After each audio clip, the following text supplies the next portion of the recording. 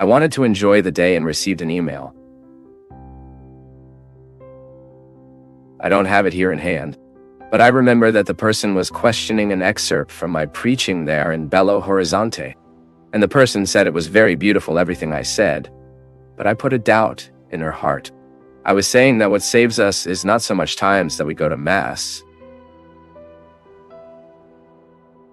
but it is so much times that love takes inside us. So she was wondering if I was relativizing the value of the Eucharist. In no way. What I was saying is that the value of the Eucharist is not how much we repeat the gesture, but it is how the gesture takes within us. Even because an interesting concept, my people, from the Eucharistic liturgy of theology that the liturgy teaches us, is that the Mass does not end.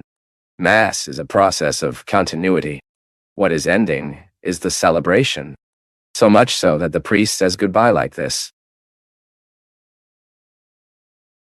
Let's go in peace, and that the Lord accompanies us. I remember that when I was a child, I listened to the commentator saying this, and the priest sometimes said, the Mass did not end. Let's go in peace, and that the Lord accompanies us. The way of teaching us that the celebratory moment is only the beginning of what extends in life, so much so that it is cyclical. The offertory is the moment when we understand the cyclical process of the celebration the most, because it is the moment when we bring the offerings, that is, what is the raw material of life to be celebrated. In bread and wine are all our attitudes that we want to be transformed, all our hatred, all our grudges that we want, along with bread and wine, be transformed into the body and blood of Christ. This is what the philosopher has there. He called it a Christification of the universe. It was beautiful that he understands all realities, from the simplest to the most complex, as a similar process. All this reality is in the process of evolution. And he makes the Christian reflection. He has been much fought for a long time, but then recognized as a valid reflection that all that is evolution is Christification. It is a process of improvement. So the raw material that is on the altar is Christification. Everything I put as a human will now be Christified, and that at the end of the celebration, the moment we commune, it is returned to us. Then the beautiful expression of St. Augustine, Christian becomes what you are, receives the one you are, the Christ. So you see the entrance corner, the celebration, the presentation of the offerings, the true offertory, then communion and continuity. See that it is cyclical, the Mass does not end.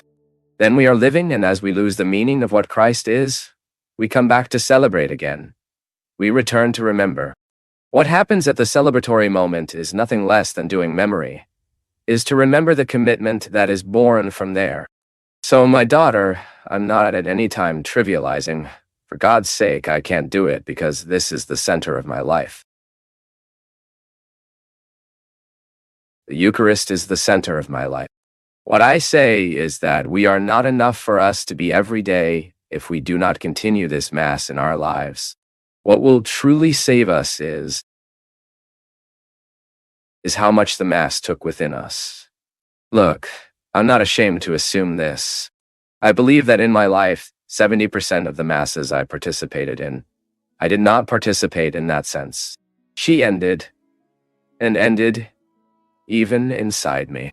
The rite ended and ended even inside me. There was no repercussion in my life. But the more our awareness is that Mass is an event that does not end, the greater the quality of our Christian life. And even because I already talked about it here too, we didn't celebrate another Mass. No, there was a single that happened in history. The only Mass celebrated in time was the one that Jesus celebrated, the Last Supper. Everything is continuity of the only Mass celebrated by Christ. I, as a priest, legitimate the presence of Christ at the time of the celebration. But I am not doing another Mass. No, I'm just extending my arm towards that one that happened. We need a lot of poetry to understand Jesus. This is poetic. This is art of poetry. Understand that one thing, that an event does not fit in time. It extends so great that it is So just as I extend my arms toward a fact that touched me deeply and I can feel it again in my life, that is to make memory. That is you remembering, updating in your life. Then that only Mass celebrated by Christ with his disciples continues to happen in history every time we gather to remember what it was. And then I take possession of all that is God's continuity in my life. And this is the meaning of the Eucharistic celebration we celebrate. It is to enhance us, to put within us the dynamics of Christ in time and history. Each Mass participated has to be one more reason for Christ to continue alive in history through you. Otherwise, it is right, dead, which absolutely changes nothing. If you do not allow the Mass to put you in the circularity of this celebration, it does not happen within you. You just fulfilled a precept. And fulfilling precept was precisely what Jesus condemned in his time. Jesus radically condemned any form of religion that was attached to rites do not save anyone. What really saves is what the rite arouses. If you didn't wake up, if you didn't get involved with what you celebrated, God had no chance at that moment. This letter here is very sad. I don't even know what day she was sent. Today I was getting drawer. I spent the day throwing away a lot of things and found many letters that I confess I had not read yet. This is one of them. Father Fabio, it is a lot of emotion to know that this letter will be in his hands a day. I want to thank you for helping me, unknowingly, keeping me up after the loss of my son. My name is Emilio, and today I have an angel in the sky named Gabriel. Priest. Jesus called my son on December 27 last year. I don't know if it was this year or if it was the other.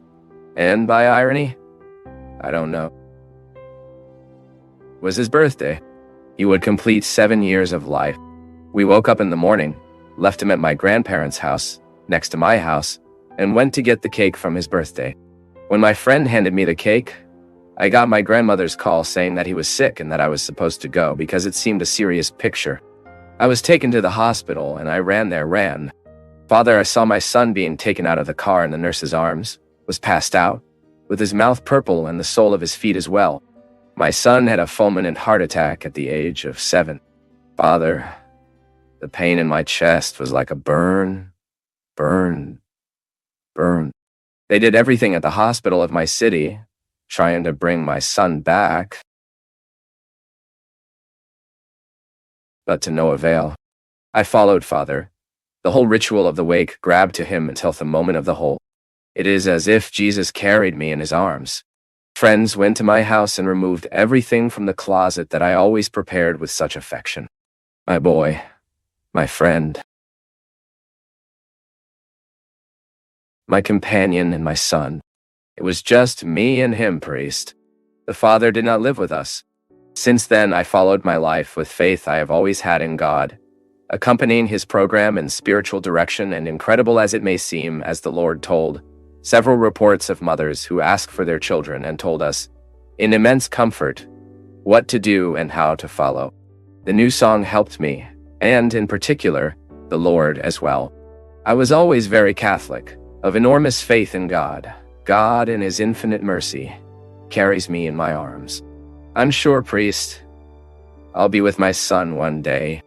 Write this letter where this friend Gabrielle gives you, and I ask you to pray for her, who helps me with an amount every month to pay a psychologist who has helped me a lot.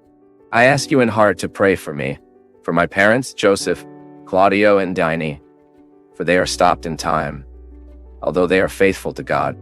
The end of the year is approaching, and on September 27 is in the middle of the parties, the most significant festive dates. I'm afraid, priest, to feel it all over again. But anyway, as long as I live, these dates are there, and I will have to face them. Thank you for everything. Your blessing, my friend. May God bless you more and more. My daughter, I know, I have no idea if this letter was sent to me last year. I do not think so. I think she was sent to me in 2014. The sufferings, they don't get older, right? I'm sure you continue your fighting process, break free from loss, just as we too. We need to free our hearts from all that one day is tied that prevented us from going beyond, because the pain paralyzes us. The sufferings paralyze us. The death paralyze us. And you, Emily, for sure, need to face daily the deliverance God gives you through your strength. But it is a human task, difficult to live. It is not easy to bury a child. It is not easy to bury someone we love. Because we have many boundaries that make it difficult to live mourning. Understanding suffering is part of us. Also you, who also faces your fights daily. That needs to accommodate suffering for life to continue. Nothing is like us. Things do not happen as we determine. We are not the lords of time.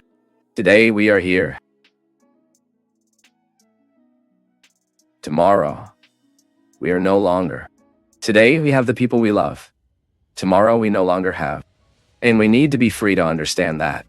We need to break free from all that the past holds on us, enslaves us, and often prevents us from seeing the grace of the present moment. Or sometimes we are tied in the future that deep people don't even know if it will have. Much of our lives we lose like this, tied in the past or in the future. Little left from us to the present. This is why I'm always very delighted with this ability that Jesus had to wake people to the present moment. This is what we often need, to wake our conscience to understand the present moment. The past may even teach us, the future may even motivate us, but who must determine us is the present moment. This is what I wish you. May your gift be like Dame, although suffered, full of strength, courage, and resistance.